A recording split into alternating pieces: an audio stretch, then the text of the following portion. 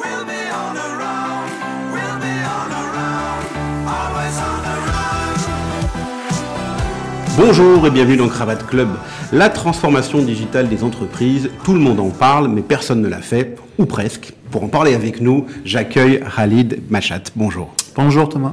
Alors vous êtes directeur de KW Technologies, un expert international reconnu en transformation digitale.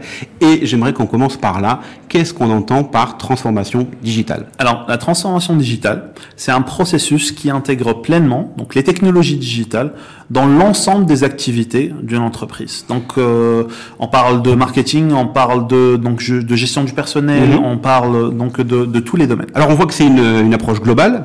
Quelle démarche pour une entreprise qui veut se lancer dans une transformation digitale? C'est une démarche qui s'est un petit peu prouvée durant ces dernières années et qui consiste un petit peu dans d'un audit premièrement, donc pour savoir un petit peu quel est l'état de l'entreprise en matière de digitalisation, en matière d'utilisation d'outils, en matière de collaborateurs et leur le fait qu'ils soient prêts ou non à entamer ce voyage. La deuxième étape, c'est un petit peu de travailler avec le top management sur une vision stratégique qui va bien sûr inclure leur réflexion sur le plan moyen terme et long terme de l'entreprise, ainsi que qu'est-ce qu'ils veulent accomplir par cette transformation digitale au-delà bien sûr de l'utilisation des outils. Le troisième point, ça serait d'identifier un petit peu les problématiques que cette vision souhaite résoudre sur le temps, ainsi que le besoin par département.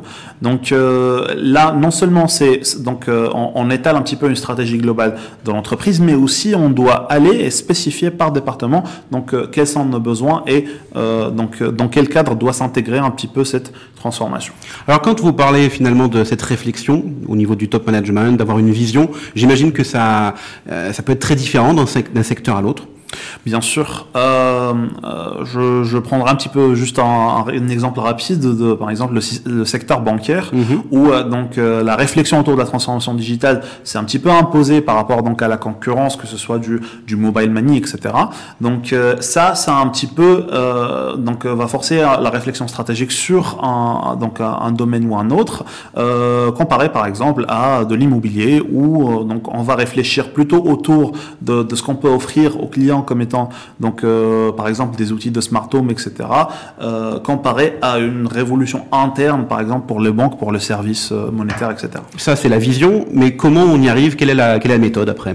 Après qu'on ait un petit peu défini la stratégie, on va définir les méthodes d'intégration un petit peu de cette transformation digitale à l'intérieur de l'entreprise. Bien sûr, ça dépend d'énormément de facteurs, que ce soit sa taille, que ce soit son industrie, etc. Mais les méthodes d'intégration viennent avant la sélection des outils. D'accord. Dès qu'on a défini la méthode, on va passer au choix des outils qui vont être intégrés par département et par process. Alors quand vous dites par département, c'est-à-dire que chaque département de l'entreprise, le commercial, le marketing, la communication, les RH, etc., chacun doit intégrer le digital à son niveau. Comment on procède? Bien sûr, puisque on ne veut pas avoir une dichotomie à l'intérieur de l'entreprise, puisque si on digitalise des process ou des départements d'entreprise sans d'autres, ça peut retarder le développement de l'entreprise à la place de le faire avancer. Alors la difficulté, est-ce que c'est pas que les collaborateurs sont parfois assez éloignés de cette technologie, notamment dans des services où on n'est pas forcément très connecté? C'est tout à fait le cas et c'est pour cela que je l'ai laissé comme point à la fin justement. L'intégration des collaborateurs, c'est une intégration qui se doit d'être transversale à tout le processus de transformation digitale. Les préparer en amont, en partageant la stratégie, en leur faisant comprendre comment on va avancer. Aller dans un processus évolutif où on les emmène à chaque pas et on les accompagne à chaque pas un petit peu de cette transformation. Penser à leurs expériences l'expérience collaborateur donc face aux outils qu'on va intégrer, et donc leur donner un petit peu un crash course, donc un cours rapide sur la partie change management et comment donc s'adapter au changement. C'est un vrai changement, ça s'accompagne avec de la pédagogie, de la formation, comme vous l'avez dit. Tout à fait. C'est pour cela que l'accompagnement à la transformation digitale, donc c'est pas un événement, c'est pas une semaine, c'est pas un mois, c'est un minimum de 18 à 24 mois d'accompagnement qui se doit d'être analytique au départ avec l'audit et la vision, formation et accompagnement donc direct avec les collaborateurs et les chefs de département, et donc technologique avec l'intégration des outils. Alors on voit que ça, c'est une démarche qui s'inscrit dans la durée, mais alors concrètement, qu'est-ce qui se passe pendant ces 18 mois par exemple ? En fait, ça dépend bien sûr de la méthode qu'on choisit. Il y a la méthode traditionnelle qu'on fait bien sûr avec nos clients, où donc c'est une étude directe avec le top management et on découle à partir de là. Donc comme on a vu dans la démarche, ça c'est la méthode traditionnelle. Donc la deuxième méthode, c'est d'intégrer des startups à travers l'open innovation. C'est-à-dire des startups qu'on invite à venir travailler avec l'entreprise. Tout à fait. Donc à travers, donc on organise des hackathons bien sûr qui suivent un petit peu la vision stratégique de l'entreprise et qui se base sur les problématiques que le top management exprime. Alors, je me permets de vous couper parce que ces fameux hackathons qu'on voit un petit peu être organisés dans beaucoup d'entreprises, est-ce qu'on peut expliquer comment ça marche et quel est leur réel intérêt ? Un hackathon d'open innovation diffère un petit peu d'un hackathon standard. Donc, la raison pour laquelle on l'organise, c'est justement pour travailler, donc pour ramener des entrepreneurs, des startups, pour travailler sur des solutions aux problématiques qui sont exprimées par une grande entreprise dans le cours de 72 heures ou 48 heures, dépendant donc du format. Donc l'entreprise, dans le cadre de sa transformation digitale, noue des partenariats dans ce cas-là avec des startups qui ont été reconnues pour développer ces projets. Tout à fait. Merci Khalid. Pour conclure, d'un point de vue très opérationnel, qu'est-ce qu'on peut recommander aux entreprises qui nous regardent et qui sont en train de mettre en place leur vision stratégique, par exemple ?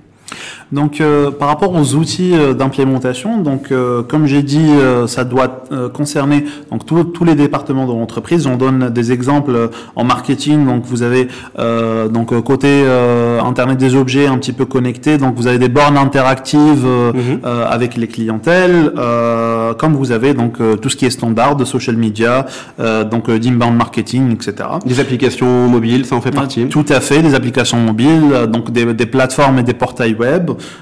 Vous avez donc des systèmes de gestion de RH, de recrutement, de revue de performance, etc. Donc vous avez des exemples comme Workday, comme Paychex. Et vous avez bien sûr le standard de l'ERP et le CRM par rapport donc à la relation client et la gestion interne de l'entreprise. Donc là, vous avez les grands noms comme SAP, Sage et Oracle avec NextSuite. Pour CRM, vous avez Salesforce par exemple. Et vous avez par exemple aussi des contenants marocains comme Manageo, donc dans la partie gestion. Donc pour terminer, un dernier conseil pour les entreprises qui nous regardent. Donc veuillez ne choisir les outils donc de transformation digitale qu'après avoir défini donc une vision stratégique pour l'entreprise. C'est-à-dire que sinon, si on commence par des outils, c'est un peu gadget tout de suite, un peu bricolage. Effectivement. Merci Khalid Machat. Je rappelle que vous êtes directeur de KW Technologies, expert international. On comprend un petit peu mieux maintenant ce qu'est la transformation digitale des entreprises et on aura l'occasion de l'aborder à nouveau dans le Cravate Club. À très bientôt.